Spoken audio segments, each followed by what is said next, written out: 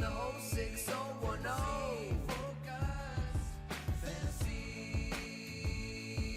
Fantasy Focus. Welcome to Fantasy Focus. Today's podcast is presented by Geico. You can watch us every weekday at 11 a.m. Eastern Time on ESPN's Twitter, Facebook, and YouTube pages, as well as the ESPN app. And you can download Fantasy Focus wherever you get your podcast. It is Tuesday, November 9th. We are on to Week 10. It is Field, Matthew, and Daniel here today. We are now halfway through the NFL season. Halfway, Matthew. Can you believe it? Thank God. You know, I mean, like, oh, man. Yeah. What's tough. my reaction supposed to be? I forget. Why is it flying so fast? It is. Here's what's weird. It really feels like it's going super fast. Some days. It's like, and then there are days where you're just like, It's only Tuesday. we got 8 more weeks of this blank. Yeah, I'm in a weird mood today. I'm not gonna lie. I'm in a weird mood today. I'm in a weird mood today. That's okay. I'll take care of it. I feel like you were going down the same path that I was thinking about going down, which is What's that? We are completely and exceedingly fortunate to do what we do. Like, we are not digging ditches. Any other metaphor you want to use to describe work that is much more difficult than watching and talking about football While That wearing being makeup, said, while wearing makeup. I forgot mine today, but we are. Yeah, you're blessed with beautiful skin. Thanks. Why rub that in? So here's the thing. I've got to be on. Make no mistake. Field is absolutely right. Field's 1,000% right. As jobs go, we're insanely blessed that we get to call this work. That, you know, we sit here and talk some about of us fake call it work. football. Yeah. Do you We still talk call it about work? fake football, but here's the. But what? Do you still call it work? Honestly, listen, some days, yeah. But what I was going to say, like, whatever, to make a living, like, you know, Field and myself and Daniel, we are all paid by the Walt Disney Company to provide content around fantasy football analysis. We are extremely blessed that we get to call that our career, if you will, our job. It's how we provide for our families. Okay, fine. But one of the, you know, so we have to frame it properly in terms of, you know, like, we're not... any complaints we give are like, you know, like world's tiniest violin complaints, right? Let's be clear, right? We're insanely blessed. But as long as we've given that caveat, let me just say this. That's right. I'm wearing makeup because I have terrible skin. That's one of the, like, think about this. Like, imagine, like, you're like, oh, yeah, hey, Barry, you've got a really good job. And I'm like, do I, though? Because let's be clear. Everything I do has a camera in front of it.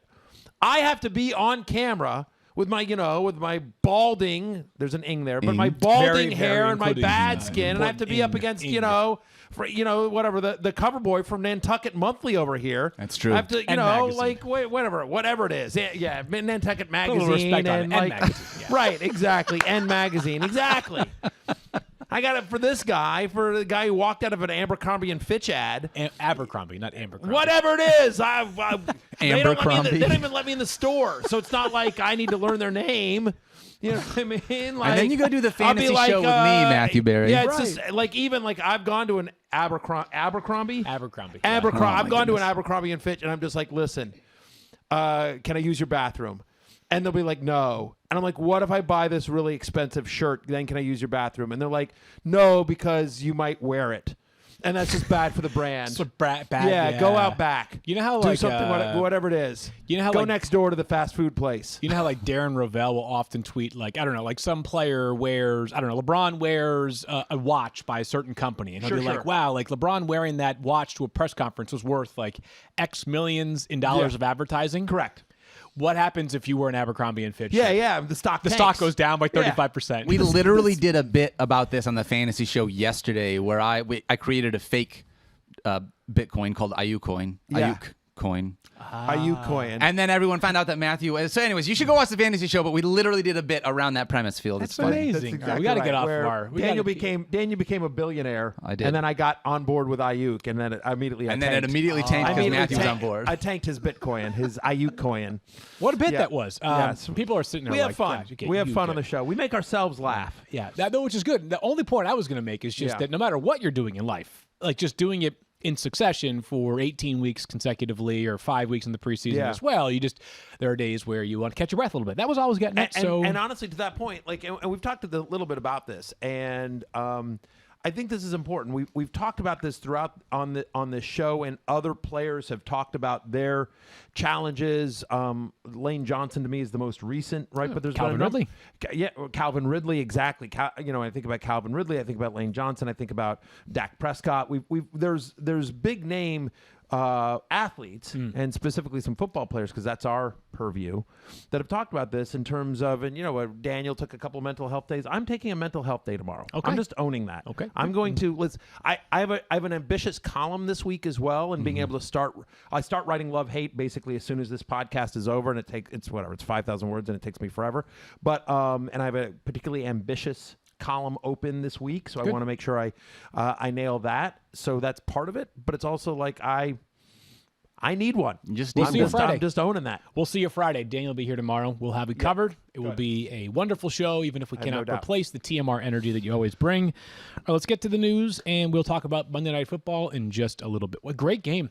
Literally a tale of two halves. Yes, sir. That was remember yesterday at the end of the show, Yeah. I asked you, do you think you're going to come away feeling more or less optimistic about Justin Fields? And we agreed less optimistic. Yes. At halftime, I was like, oh, God. Oh, boy. Lord. By the end of the game, you're like, woohoo, we were wrong. I was just like... We'll talk about that in a Yeah, second. we'll talk about that. But yeah, at the end of the game, I was just like, you know what, Chicago? I get it. You got yourselves a quarterback. Let's move forward to the news updates, and we start with Chase Edmonds, who we knew he had left the game on Sunday for the Arizona Cardinals. The expectation now via Adam Schefter is he will miss multiple weeks with an ankle sprain. Matthew, we talked about this a bit yesterday in the context of also James Conner and Eno Benjamin.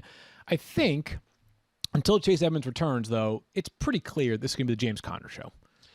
Yes, I would agree with that. My expectation here is that whereas before it was probably... I don't have stats here, but whereas before it was 65, probably 60-40, I was going to say somewhere in that 60. range. I was going to say it's probably 60-40 Edmonds to Connor, but Connor had the touchdown equity, so it basically evened out there. And it was a little bit game script dependent when they were passing more. Obviously, Edmond was in there. So my guess is this will be 80-20, 75-25 in favor of Connor to Benjamin. But two things that I think are important to note here. Eno Benjamin is clearly the next guy up. I think that much we all agree on, right? Yeah.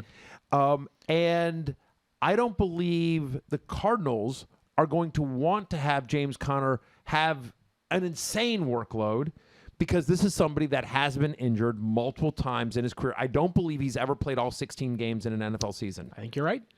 And so to that extent, if anything were to happen to Conner, and understand we're going to be without Chase Edmonds for multiple weeks, he's going to go on IR. I mean, at least the next 3 games and possibly longer. Does Eno Benjamin suddenly become more of an ad this week in waivers field, because there's some deep PPR value, but there's also some insurance to James Conner, because this is a very fantasy friendly offense, and Cliff Kingsbury, at least so far this year and a lot last year as well, has shown when he gets in close, he actually likes to run. At the urging of you yesterday, I added Eno Benjamin to the column. There you go. He's on the waiver wire column. He's the last player on the column. He still makes the column. I think he's a deeper league ad. I think it's tough to justify it in anything smaller than like a 12-team league. Sure. 14 or 16-team league. I think I'm fine with it, because here's what I'll say. We learned a couple weeks ago from the Eagles that just because we think we have something sized up, we could be so far off.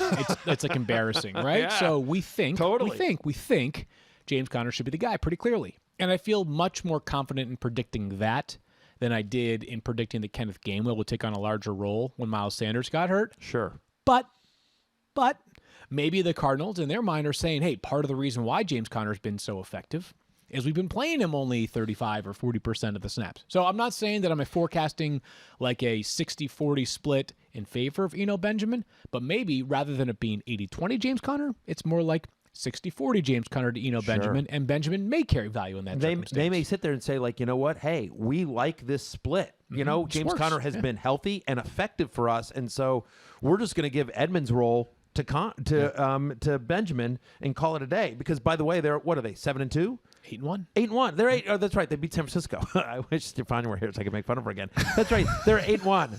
I was doing that. I was going to have it, and then anyway, it was a whole bit, and then I was like, oh, that's right. Stefania's off today. Anyway, but they're 8-1. Yeah. It's been working for them.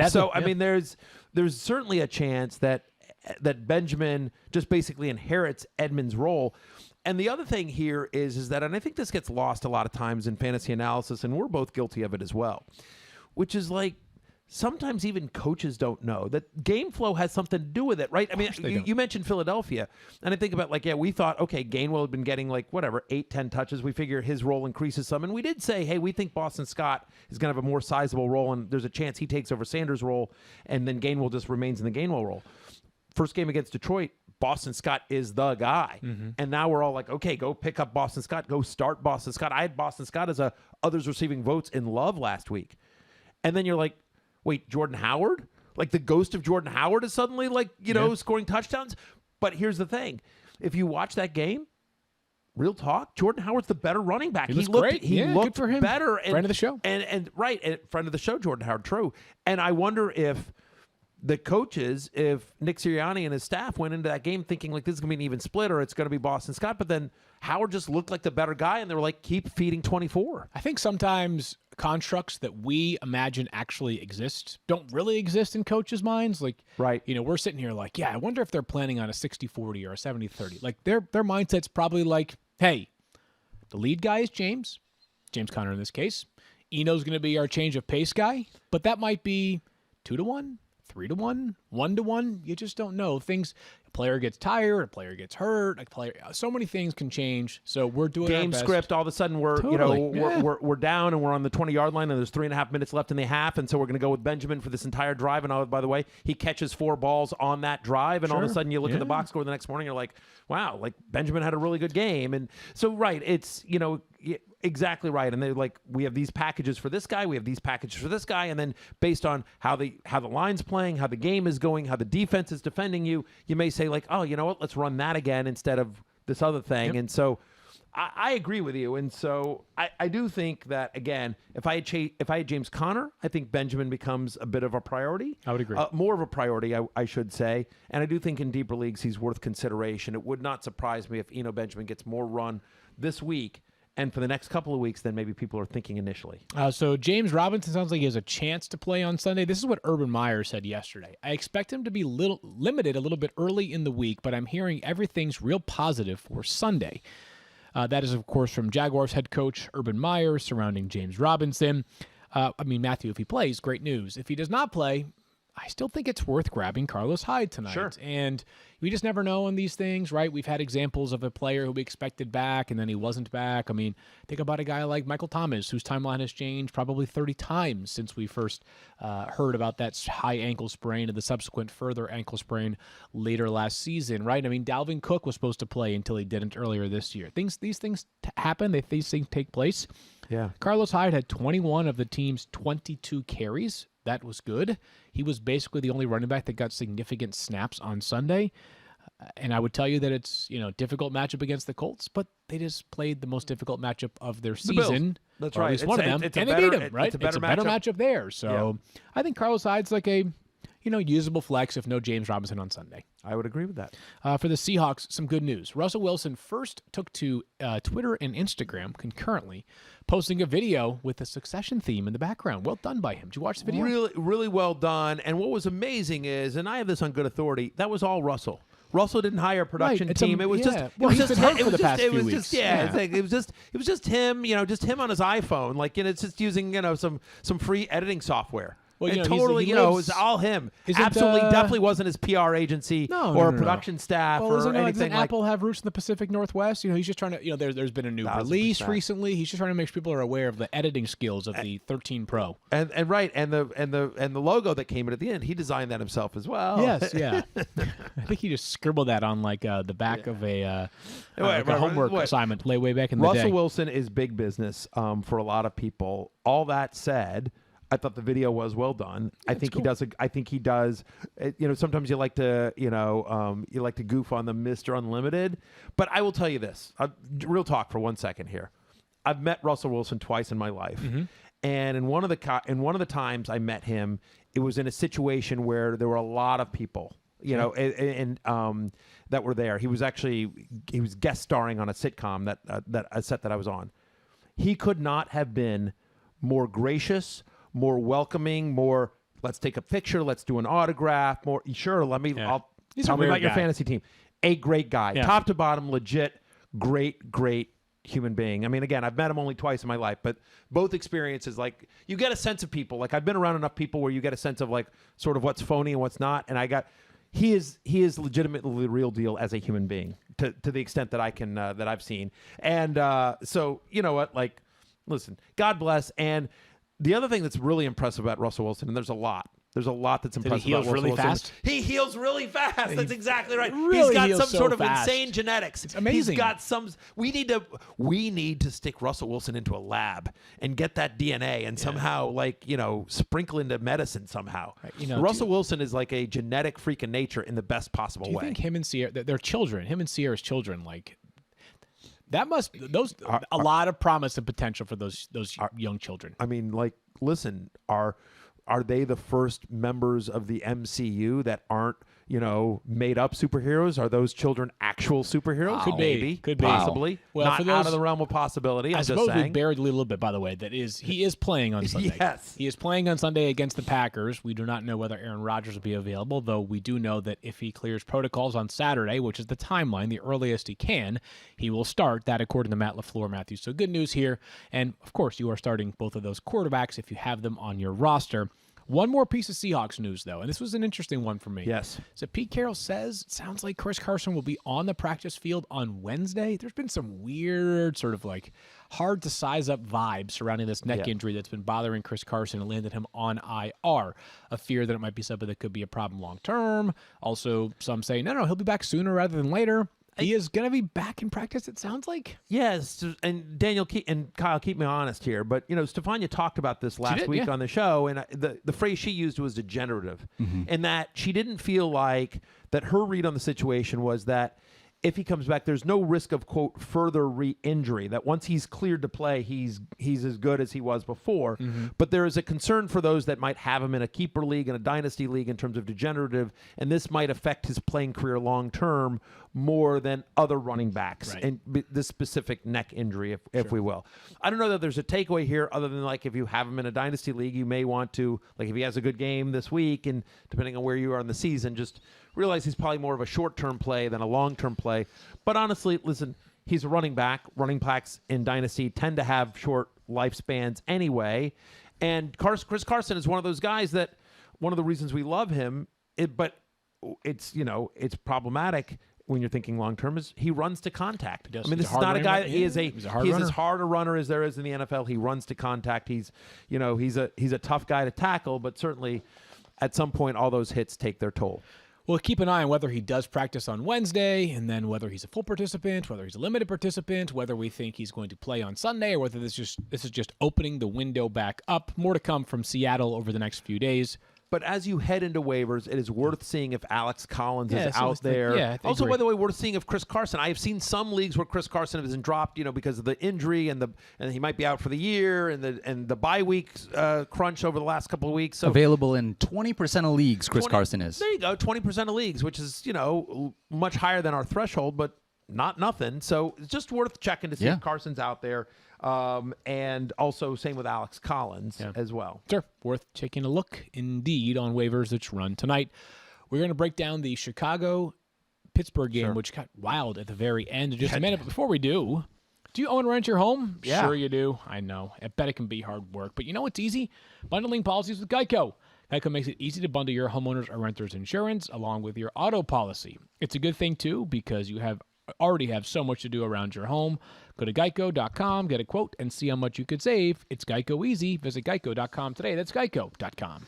This episode is also brought to you by Captain Morgan. NFL fans know with the season underway, you got to have the right players for all 60 minutes to bring that spark. Sometimes you got to sub someone in order to switch things up. Same thing goes for that drink in your hand on game day. So if you're looking to sub in something more refreshing, pour yourself a crisp, delicious Captain Morgan Original Spiced Rum and Ginger. Sub in the Captain, Captain Morgan, the official spiced rum of the NFL. Visit CaptainMorgan.com to find Captain near you. Drink responsibly. Captain Morgan Run Company, New York, New York. Let's recap Monday Night Football. Okay. And this is going to blow your mind. In terms of Mind is ready to be blown. In terms of total points over the last 2 weeks, whose quarterback won? Over the last 2 weeks... Total points. So someone like Lamar Jackson had a bye in week 8. Carson Wentz? Negative. I mean, I feel like it's probably one of these two guys. It's gotta that be a played trick, last night. right? I Yeah. feel like it's a trick, but like it's got to be somebody weird, right? Jimmy Garoppolo over the past 2 weeks. All right, so It was somebody weird, right? the reason Okay. why I mentioned that is that not far behind Jimmy Garoppolo is Justin Fields, who last night had his best game as a pro. And it was a slow start in the first half. Justin Fields did not get much help from his offensive line, as is often the case. He finishes with 291 passing yards, a touchdown, an interception, and 45 rushing yards, good for 18.1 fantasy points. Matthew, By the way, pretty good guess by me. I just want to say, whoa, look at that. Fancy graphics. We just got Really some cool. fancy graphics for those watching the live stream. that's really cool. Yeah. 291 passing yards, touchdown, interception, 45 rushing yards for Justin Fields. Carson Wentz QB4 over the last 2 weeks. So I was pretty close. Yeah, you were close. Yeah. That was I'm just- not a bad guess off the wasn't top a of my bad head. guess at all. But Yeah. so my question to you is this: They Yes, go into sir. their bye this week. Should Justin Fields be a priority add on waivers tonight, or is this more of it's great to see, it's super encouraging if you have him in dynasty. He's going to be a top 15 or so quarterback coming into next season. But for now, All the above. okay. All the above. Here's their upcoming schedule. So they're on a bye this week. Okay. But then they get back. Here's the rest of the season schedule. Ravens, they don't scare you defensively. You know what I mean? Like, honestly, the quarterbacks have had to have have been able to have good fantasy games against them. Kirk Cousins most recently. At the Lions. Sorry, Daniel. Cardinals. Jimmy Garoppolo just had a good fantasy day against them. At the Packers, home to the Vikings, at the Seahawks, home to the Giants, at the Vikings. Like, not a defense there that you're like, whoa. Because I got to tell you, I don't know that let me put it this way. There's not a defense that I just read, Field Yates, Okay. where I would feel like that was a worse matchup than going on the road to Pittsburgh on Monday Night Football. Yeah, no, I mean, I get it. Maybe the Pittsburgh, the Cardinals would be really tough. good, really good. Cardinals, really good listen, Cardinals I'm not defense. saying they're all great matchups. Yeah. the Cardinals are really good. The Ravens are, the Ravens are solid. But I also like the fact that he's going to go into this bye week, and he's now got 2 weeks to prepare for the Ravens game. And I always feel like rookies, especially, tend to play better out of the bye week. They can work on some stuff. You're out of the rhythm of the season. They've got time. They got a little bit of time. They're clearly committed to Justin Fields in a way that they weren't in the preseason when Andy Dalton was, of course, QB1. The rushing is there. Only question I have. Hang on for 1 second. I'll just say this. Justin Fields did a couple of things last night where I sat there and like, okay, all right. I see you, Justin Fields. Totally, Like yeah. in terms of poise in the pocket. Like we always knew about the Vertical rushing. throwing, yep. Vertical throwing, Yep. like accuracy, throwing on the run. He did a lot of things that made you say like, okay, that's a quarterback. Sure. That's a guy Chicago can build around. Now I get it. Not that I didn't get it before or anything like that, but it's just like if I'm a Bears fan, look, you guys got hosed by the refs last night. There's no question about it. That was a brutal game. But if I'm a Bears fan overall, I'm feeling really optimistic that I think you guys have a franchise quarterback for the next decade plus. Yeah, I'm feeling better about it for sure. A couple concerns, and I agree with basically Okay. everything you said there. And not made, well, I don't know about a couple concerns. A couple concerns would be one, it's one game, right? And we have seen a couple of players flash for one game and sort of come back down to earth. Yep. And two, touchdowns are still hard to come by for this offense. I know they got going in the second half last night, but prior to that, do you know how many games they had with 200 passing yards before last night? None! Not literally one. They had Yeah. 0 200-plus passing yard games last night. So I think he can be added for sure. And I think that the smart play is if you have the roster flexibility to do it now, because if he strings together 1 or 2 more weeks, which wouldn't happen until week 11 or 12, then you're going to have a hard time getting your hands on Justin Fields. Sure. And even then, you're getting to the late portion of the season where it's like, all right, I'm week 14. Am I really playing Justin Fields over, and I'm just making this up, Aaron Rodgers or somebody that I've been riding with up to this point in the season? Maybe, maybe not. But I would do it now just because there's the opportunity to, like, if he has one more great week, week 11, and you're like, all right, okay, holy cow, we need to just start playing Yeah. him right away. Do it. I agree with all of that. The thing about the passing yards, I hear you on the touchdowns, but And the rushing will help for sure. well, exactly. 2 things. The rushing helps the floor. And by the way, don't underestimate the addition of David Montgomery, who's a nice pass catcher and obviously can run the ball effectively. And I know they got nice games out of Khalil Herbert, but just I wouldn't underestimate the effect that David Montgomery has on raising that offense up. It does, and let's talk right about him then. We do that Okay. because yesterday at the end of the show yesterday, we also mentioned like we have a complete. We were just guessing here Yep. on David Montgomery, but we thought that maybe if one of the running backs were to have a large workload last night, it would be Khalil Herbert and not David Montgomery. Wrong. Yeah. David Montgomery came back and he played, I believe, if I saw this correctly, he played the highest percentage of snaps of any running back in the NFL in Week 9. Who would have guessed that? A guy who came off of a legit knee injury, back playing a ton of snaps right away. What it reminded me of, Matthew, was a couple things. First of all, I talked 49 snaps. He played 49 snaps. Herbert played 10. Yeah, he's a good player, first of all. All right, really good player. I mean, second of all, I said this yesterday about how he's the heartbeat for the Bears, one of the heartbeats for them. They love David Montgomery in Chicago. And it's not just about the fact he's a good player, but I think he clearly means a lot to that offense. He's a team captain, which you can poo-poo the value of that at professional sports. I'm telling you, that stuff does mean something in the locker room. So he'll be the guy going forward, Matthew. And as far as fantasy goes, he's locked back into probably a top 12 or so consideration every week. Yeah. I mean, it's... Yeah. In terms of workload, again, you're right. You're workload, on the bye, pass but catching. Workload, 3-down back ability, and we expect this offense, honestly, again, you're right. It's one game, but given the schedule, my expectation here is that this Bears offense gets better after the bye week. It will get better, and whether it's middle of the pack or better, Montgomery's going to be busy, and his volume will mask whatever inefficiency there may be in terms of the scoring or his usage. Allen Robinson. Or his production. I agree. Allen Robinson had his best game of the season last night, I should say. Just 10.8 fantasy points. I will say this, early in the game, it seemed like they were trying to get Allen Robinson going a little bit more, so that was a good sign, Matthew. But I think if I had to roster one Bears wide receiver for the rest of the season, the answer might be somebody else, and Darnell Mooney, How who could was it not be? wide receiver 6 last night for the week. His best game of the season. But how about this? Darnell Mooney has at least 5 targets in every game this year. Yep. He has at least 10 fantasy points in 6 of 9 games this season. We just told you about Allen Robinson. 10.8 is his best in any game this year. He's a good player.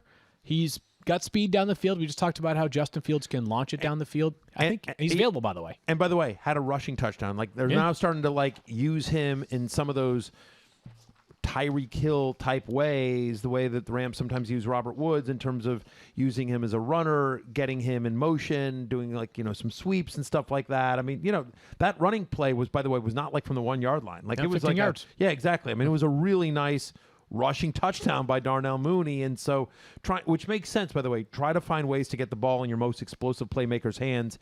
Mooney is absolutely a playmaker. So I agree with that assessment here. I do think Robinson comes out of the bye hopefully a little bit better. I know. The problem is we've been hoping for half the season, right? We've been hoping forever. But yes, he's not a priority ad for me if he's been dropped in your league. It's unfortunate. A great player. It was positive to see, but I would agree with you. Mooney over Robinson for me if picking one Bears pass catcher. Allen Robinson is rostered in 79% of leagues. Understanding that we're hoping better days are ahead coming out of the bye, it seems like he's a guy that's probably okay to drop given the fact that you're probably in win. If you need someone, they're going on a bye and you're in win now mode. But I just want to see if you guys agree with that. He's He's the roster absolutely spot welcome for to sure. Dumpsville. If you going into the bye, have no issue dropping Allen Robinson. I am monitoring Cole Comet going forward. He had 6 catches last night, 87 yards. Big target in the middle of the field. He had a season high in catches, targets, yards, and fantasy points last night.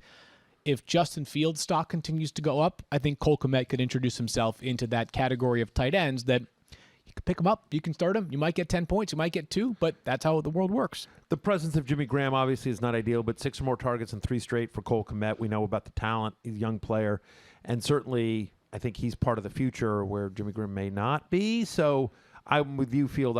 My expectation here is that Fields and Kmet will be more of a thing going forward in the second half of the year. Steelers are pretty simple for the most part in terms of fantasy. Najee Harris, big part of their offense every single week. He had 16.8 fantasy points. He scored in 5 straight games. How about this? He has 4 straight games with at least 22 carries and at least 25 total touches. So he is the volume king this year in the NFL. He, alongside guys like Jonathan Taylor, amongst those that are still healthy. Deante Johnson, his worst game of the year, Matthew, at 11.7 fantasy points. What tells you, the floor is pretty high. Not high enough for my World League team. I was just going to say, in a week in which you needed 18 from Deante Johnson, you waving the white flag? Waving the white flag. It's a good run. Tough year this year in War Room. It's been a very tough year. It's been a weird year. I do not think you guys should wave the white flag. I do not think the Irish Twins should wave the white flag. Can I tell you why? Can I have some pixie dust? Well, the league is very clustered this year, obviously. It's very like the clustered. AFC right now. There are a lot of teams right there. I'm so frustrating. Very, very clustered. I was 0-4 in that league. I was 0-4 in that league and in last place, but I liked my team and I kept grinding. I'm now 5-4 in that league and I'm thinking 3rd or 4th place. You're right up there. I I'm think you're right winning up league. there. Yeah, I don't think know you're about winning that, league. but I believe just, that. Yeah. But Anyways, my point is that one of the reasons that I was able to do that is I had some bad schedule luck early. It's corrected itself. But I also think, again, like every team in the league is basically 5-4 or 4-5. There's a couple of 6-3s. There's a couple of 3-6s. But everyone is within a game or two. And 8 teams make the playoffs in that 16-team league. So frustrating. the team that won the league last year got in as the 8th seed on a tiebreaker. Ended up, and then Cam Akers carried them to a title. Field. So Can I ask why you didn't just play Pat Freiermuth? Because he scored the number of points that you needed. Also led the team in targets. Also got in the end zone twice. Why didn't you pick a better player that's always like him? Our friend Ed Eck always gives that fantasy advice. You should have just played the good players. Why didn't you play the good players? Right. Friend Ed Eck is He's a coworker. Yeah, right. Interesting. Our Yeah. colleague, Yeah, person we're aware of. professional colleague. Yeah. Yes. Yeah. Yes. Good for Pat Freiermuth, by the way, last night. What a good player he is. Yes, Seriously. he is. 3 straight games with 6+ targets, 5 catches, 43 yards, 2 touchdowns, over 12.5 fantasy points in back-to-back games. He's available in a bunch of leagues, people. Go get him. 21.3 fantasy points last We've night. been talking about him, I feel like, for weeks upon weeks. Second best athlete to ever come out of his high school. That's correct. From the Brooks School in North Andover, Massachusetts. Only behind Chapin Yates. Correct. Who was a fantastic field hockey player. And a back great in her coach day. now, too. So happy for her. No doubt. But Freiermuth, I thought, here's He's the just thing. good. He's just good. I was just going to say, does he have great speed? No, he doesn't. But in terms of, how Pittsburgh uses their tight end, in terms of physical, making catches, 50-50 balls, winning those, he's kind of he's a better Heath Miller. And going back to the days of elite Heath Miller. And I mean, Heath Miller, by the way, was a great blocker and teammate. Sure. And Heath Miller did a lot of things. But I'm saying from a fantasy perspective, Freiermuth feels like a more athletic Heath Miller. I mean, is that fair? Yeah, and it's incredibly important that he has a nickname that can be said in one syllable. Yes. Because I love it. Every time he makes a play, you can hear the whole crowd just go, moo. Yeah. I love that. That's I wonder if that went into the Steelers' thinking when they were considering drafting him in the second round last year. I don't know that it did, but it certainly doesn't hurt. It doesn't hurt. I'm not so sure it didn't.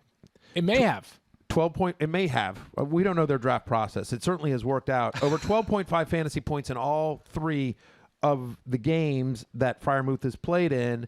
And those 3 games, by the way, coincide with Juju Smith-Schuster being out for the year. And we've talked about that. Just in terms of his usage in the middle of the field with no Juju, feels like there's a connection there between Freiermuth and Big Ben. I mean, feels like Eric Ebron's an afterthought. I mean, I know he's been hurt, but feels like even whenever he comes back, hard to bet who on a cares? bigger role for him when he does come back. Correct. I would agree with that. Hey, our friend Kevin Pulcifer. Ooh, It's time to have a moment. Daniel, go ahead. Kevin Pulcifer, a friend great of ours, Kevin Pulcifer. works as a researcher on the fantasy show. As my future good friends in Taking Back Sunday say, Kevin, you have been cut from the team, cute without the E, cut from the team. That's a crappy band reference. Don't worry about it. Yeah. And Kevin, boy, Matthew, here's the big thing about Kevin this week. Yeah. Second week in a row, Patrick Mahomes' manager has been cut from the Survivor League. That's incredible. And not only the second week in a row, but the third time overall this season. I mean, through 9 weeks of the NFL season, 33% of the time, the team that had Patrick Mahomes on the roster was eliminated. I mean, That's it's unbelievable. By the way, over the last 4 weeks, we did this on the Fantasy Show on ESPN Plus. Check it out, new episode out today. Over the last month, Patrick Mahomes is quarterback 22. He's not a top 20 guy, and we've got a month. We're a month in on this. So Pulcifer is great. He's on Twitter at I am Pulsitivity. Pulsivity. I am Pulsivity. Pulsivity. I am Pulsivity. Right. It's So like impulsivity. It's like right? impulsivity. Impulsivity, right. And you know what? I'm Yeah, glad go. that we're What do you talking got? about him today. He's Because- great. We love him. Well, and importantly, for anybody who's listening to this podcast right now, you sir. probably know this already, but college basketball is back. The college basketball season starts today, Tuesday, and Pulse is one of the best bracketologists out He's there. great. He does an amazing job. He is like Joe Lunardi's, I don't know, how his son. Does Joe have a son? Probably. I don't know. Probably. I don't know. Anyways, he is Joey Brackett's second version. He is great, so go follow him. He's especially useful, well, all the time, but especially in the months of March. We're getting ready for the NCAA tournament. And as a reminder, talking about Patrick Mahomes, we're going to have a big conversation around both the Chiefs and the Bills and how disappointing they've been tomorrow. So in case you're wondering what to do with Patrick Mahomes, listen into tomorrow's podcast. He got brutal games from Austin Eckler, from Kyle Pitts. He obviously, Mahomes did not show up for him either. Zach Moss, he was without DeAndre Hopkins. Yikes. So it was tough for Pulcifer. I was sweating it there because my team, I have like the number one scoring team in that league, but this week I was absolutely, it was brutal. You were second to last, right? I was second to last. I'll tell you real quickly. So I was going into Sunday night. I thought it was between basically me and Pulcifer because I had Dak and Kamara, okay, good, but Boston Scott, Crowder, CeeDee Lamb did nothing. Adam Thielen did nothing. Brandon Cooks did nothing. I was without Swift and Hawkinson because of the bye week. So I did not have a particularly great game. I was up 22.3 fantasy points. I was done. Pulcifer had Jeremy McNichols. And just, ended up not working out for him. So we love you, Kevin. You do a great job on the fantasy show. He also is the researcher for Fantasy Football Now. Yes, he is. He does a great job for us here. He's a really, really smart fantasy player. He actually won this league last year, but he's not winning it this year. No. Because he is done. Remaining He's now members, eliminated. Remaining members of the podcast still in the Survivor League are Matthew, which I hate that. I hate this so much. Matthew, Stefania, and Kyle. So those are the three that we're There you rooting go. for to bring it home. Absolutely. All right, Field. Let's There you talk go. about some waiver wire stuff Let's here. And I've Do got to it, decide if I Daniel. want to bid on Patrick Mahomes. the curse of Mahomes. Dude, Literally, why would you? It's the curse of the Mahomes. There are two curses right now in the NFL. There are two. The curse of Mahomes and the curse of the Manning cast. Yes, the Yeah, Manning cast. exactly. That's amazing. It's Have you seen- unbelievable. It's ridiculous. And We and need I have Matthew to Dak. go on the Manning cast. You have Dak? I have Dak Prescott in the league, so I don't really dude, need don't do Mahomes. it. I don't right? know. I wouldn't do it. Yeah. Yeah. Oh, man. All right. Let's get to waiver wire, shall we? Yeah, let's do it. Let's do it. And do you want to play host for a second, Matthew? Yeah, why not? Okay. Why not? All right, Field Yates, you write the. Do you call the column free agent fines, or is it just the waiver wire? I don't really know what to call it. I call it the waiver wire. Yeah. I call it the column that we write on Sunday night and Monday morning that Fair goes enough. up in the Monday afternoon. It's an interesting column Yeah, in the sense that, like, it's a challenging column. well, it can be. It can Yeah. be, right? Because a couple of factors are in play. One, you don't want to force the issue, right? Like, I want to add players that if I were in a 10-team league, and it's weird, I reduced the number of leagues that I was playing in this year. There's just a lot of life going on for me this fall, so I wanted Yeah. to make sure the leagues I played in were the ones that I was super totally invested in. So I'm down to, I think I had one redraft league that I was playing. Everything else was just dynasty and keeper leagues, maybe two. But the point was, like, and a lot of leagues I play in are either dynasty/keeper or 16-team, where it's like you have a pulse. You're going to be Absolutely. available on the waiver. You're going to be Yeah, considered for the waiver the War wire. Room League that we play in is a really skewed league. Like it's not, Like it's the best- unlike any other league. The best player available is like Reed Sinnett, the Eagles' third-string Right. quarterback. Like Correct. it is such a deep. So, anyways, I try to put myself in the shoes of somebody who's playing in 5 redraft leagues. 10-team redraft leagues, and it's like, all right, like, do I need again? Benjamin, right? Like, he's not sniffing a 10-team league, right? Right. And like, it's possible that he's valuable in the 16-team league. It's also possible that he's not, right? So I try to make sure it's the names that count. The second part of it too is that one thing that happens to me is that, like, I didn't realize until yesterday that Logan Thomas was available in over 50% of leagues. Right. So I might consider other tight ends until I found out Logan Thomas is available. So you got to put him on there.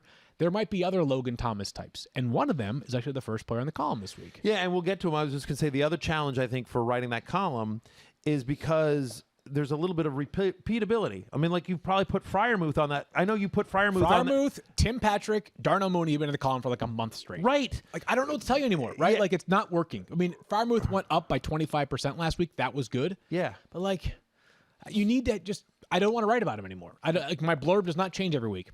Good player, plays tight end. Add him. Exactly right. Getting a good target share seems to have a connection with Ben. Right. He's done this since Juju's been out. Right. I feel that challenge when I write love hate sometimes, especially like when I get to the hate on some players. Yeah. Especially quarterback. Allen Robinson. Quarterback. Again, right? Right. Quarterback hate becomes so difficult because it's like quarterback 15. Legitimately is probably going to score 20 points. Right, And so you're just totally. like you're either hating a guy that is going to be productive for you. right? And so instead of 25 points, he gets you 23, but you're splitting hairs there. So it's either a player that's going to be productive for you, you don't want to put them on the hate list, or it's somebody that no one would ever consider starting. Right. So you're like, yeah, you know what? Like, I hate Gardner Minshew. Thanks, Barry. Like, you know what I mean? Like, it just, but that's the problem. You know, it's a real challenge when you're sitting there trying to figure out who to write about. All right. But what happened earlier in the year is that a lot of players were drafted. They stunk for a long time.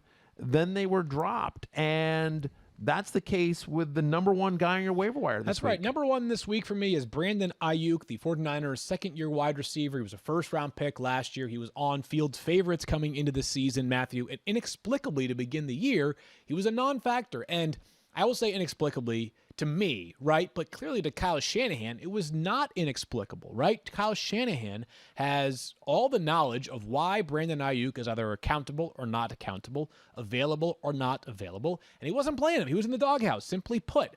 Recently, he has dug himself out of the doghouse. I know this past week he did fumble the football, but still, he had 6 catches, 89 yards, and a touchdown. Just watch that San Francisco offense, Matthew. And I know that sounds like a chore right now, but still, they're desperate for playmakers, right? Yep. They need help in any way. They're 3-5. Yeah, they are. He's too good not to be used a lot. Their offense should be running through 3 pass catchers: Deebo Samuel, George Kittle, and Brandon Ayuk. And I got to tell you what, if those are your top 3 pass catchers, that's the core of a darn good offense going forward. Brandon Ayuk, I think, has a chance to maybe not reach the heights he reached at the end of last season, but I think he could be a 15-point per week player or 12-point per week player going forward. Ran a route on over 90% of dropbacks each of the last 2 weeks.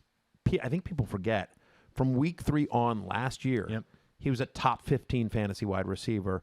And I think just from the eye test, like, guy's really good. He's a good player. He's a good player, and I agree with you. So whatever doghouse he was in or whatever hidden nagging injury was hampering, whatever it was in the beginning of the season, feels like he's now back to being the guy that people drafted. You still have Deebo Samuel, who's the alpha dog in that offense, and he wasn't drafted as such. I mean, Ayuk over right Deebo, now, but right? still. And Like, only 3 players that are consistent. Remember, Elijah Mitchell's really good. Not a factor in the passing game. Correct. Yeah, so I think there's legit value there going forward. All right, keep moving. This is a wide receiver that you mentioned earlier. I know he's on your War Room team. Yeah. Best player on a War Room team these days. It's Tim Patrick, Broncos wide receiver, Matthew. And this is sort of the counterpoint we were having last week, talking about them late in the week. It's just that Jerry Jeudy, most investment. Cortland Sutton, largest resume amongst the Broncos wide receivers. But Tim Patrick's playing the most snaps of that offense, and just a good football player, man. You and I were part of a long conversation on Sunday in the War Room with Chad Minatillo, and Mort was involved, and a few others, about players that are like legitimately underrated in the NFL.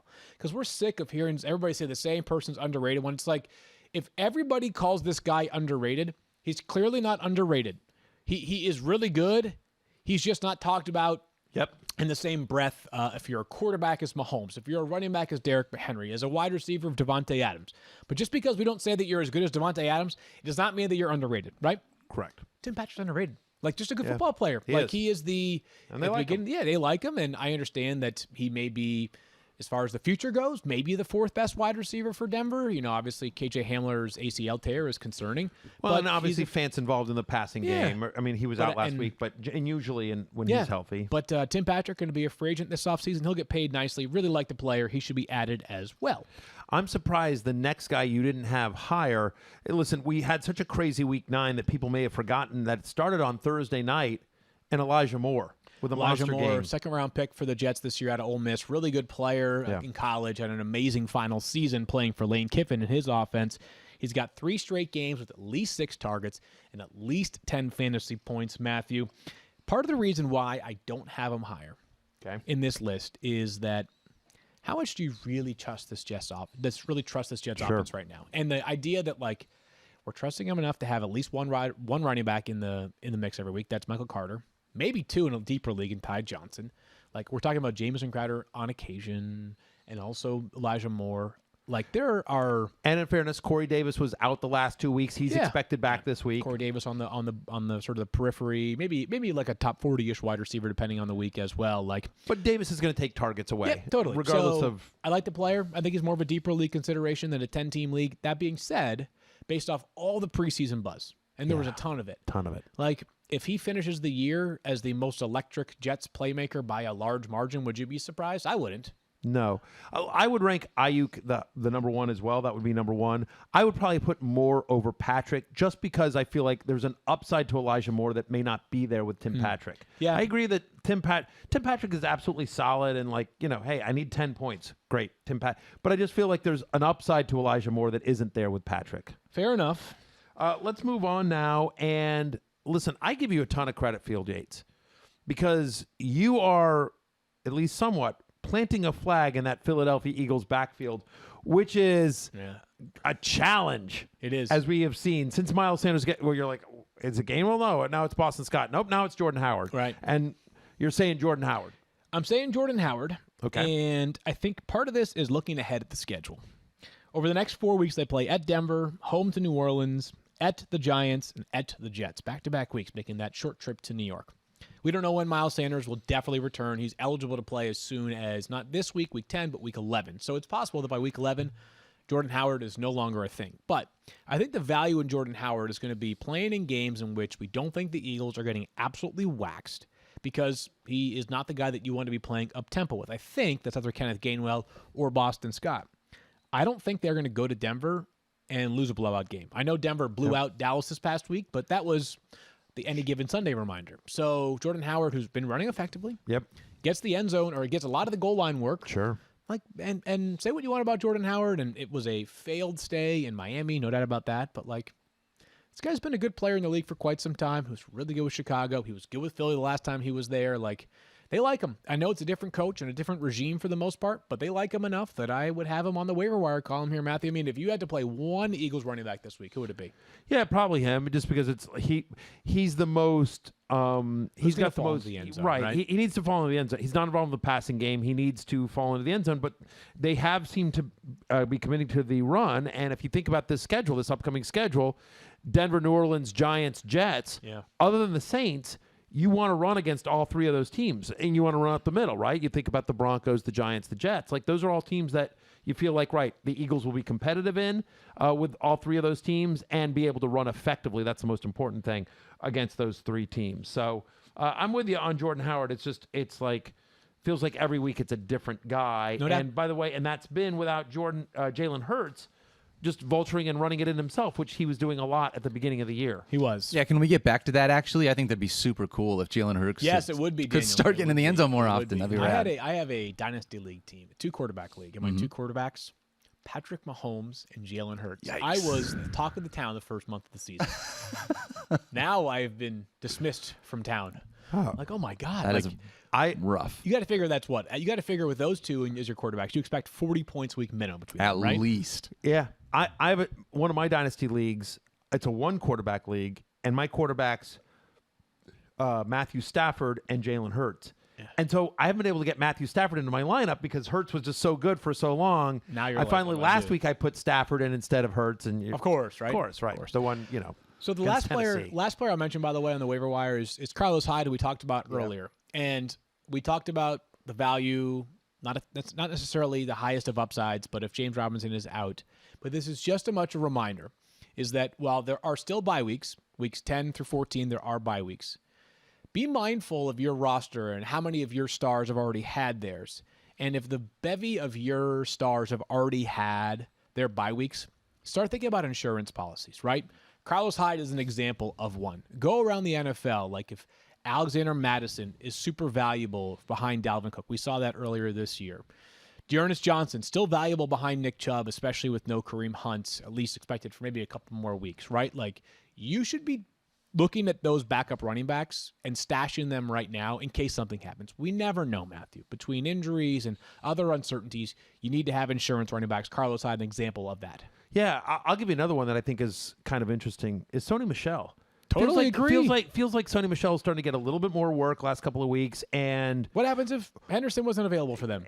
1,000%. Like, Let's go to the passing game? Right. There's not a lot of running backs in the NFL where you say, like, if that guy got hurt, we know specifically one guy would get all the work, and that one guy is that person. But with the Rams, we know it would be Sony Michelle if anything were to happen to Henderson. And so I don't know that Sony Michelle at the moment has any standalone value, but Henderson has dealt with injuries in his past career. There's a reason why they traded for Sony Michelle. He's a good running back. He's looked good when he's gotten an opportunity. Henderson's been great this year, but Sony Michelle to me is somebody that is probably available in a lot of leagues, that, in a way that Madison or Tony Pollard, the guys like that, A.J. Dillon are not.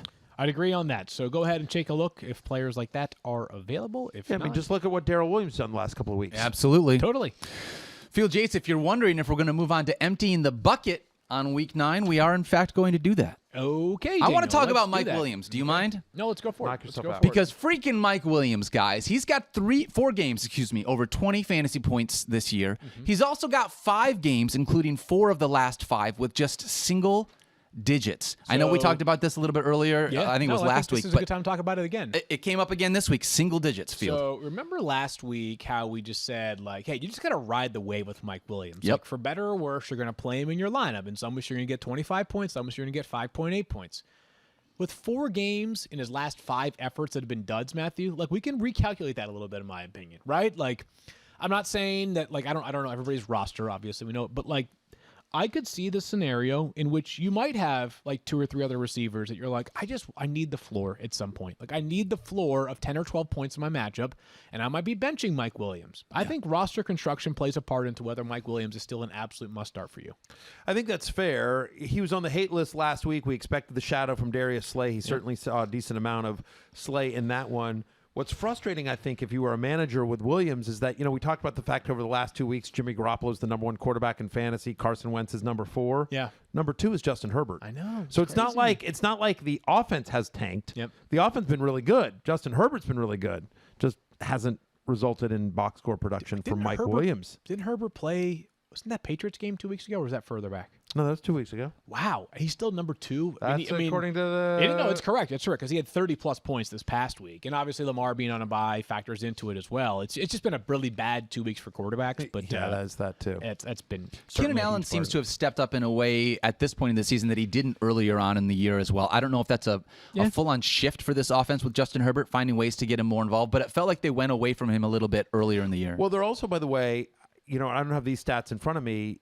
Kyle, pop in with this, but the tight ends feel like they've been getting more involved as well. We saw Donald Parham get into the end zone. Yep. Obviously, Jared Cook is, so it feels like, and by the way, that's one of the areas where Mike Williams you would think would excel, right? Obviously, he's a big red zone target, big end zone target, and so, like, me, we always joke about my obsession with Donald Parham, these obscure tight ends, but Parham's one of them that I really like. I have him in our dynasty league as well, and so I think that's also contributing to the lack of production from Williams is that they've been getting it from, Eckler's going to get his, Keenan's going to get his, but it feels like they've been spreading it around a little bit more and getting touchdowns from the Parhams, from the Jared Cooks. I think Steven Anderson got a touchdown, right? I think all 3 of them did last week. 4 for 39 for Steven Anderson. Yeah. Yeah, I mean, so that's part of it as well. I do think better days are ahead, though, when they're at home this week against the Vikings. Interesting. Yeah. Can I ask that a real quick question on that? Yeah, what do you got? Do you think that means,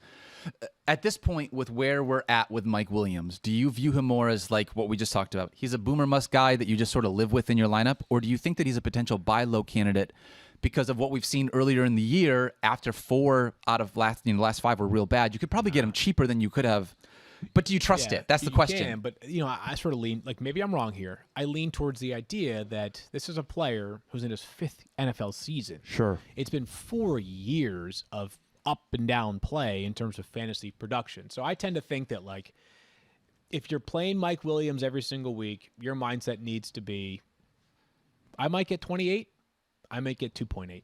I think he's a great guy for my flex right now because I love the upside of what he is, but hopefully, especially if he has a 4:00 game being on the West Coast, I have the option to be able to bounce him out based on what I have to do. I mean, this is what he's been throughout his career. It's just a slightly better version of it, which is like throughout his career, he's always been a guy that, when healthy, has been 5 fantasy points or 35 fantasy points, right? I mean, he's big games waiting to happen. He's been a little bit more consistent this year. Obviously, he had that great stretch to start the season. but he's been a little bit more boomer bust. So just kind of a better version of that boomer bust player that we saw through the first 4 years. The fifth-year thing doesn't bother me as much as it maybe does with you, just because new coach, new offensive coordinator, maybe they've sort of unlocked him. You think about Devante Parker. I mean, I know those cases are few and far between. They are. But very whether few it's and far Corey between. Davis or Devante Parker, we have seen examples of players that come into the NFL with a high draft pedigree, with a tremendous college resume, like Devante Parker, like Corey Davis, like Mike Williams. Mike Williams was great at Clemson. Like, he was a Seventh great overall college pick, player, yeah. right? And was a top 10 overall pick.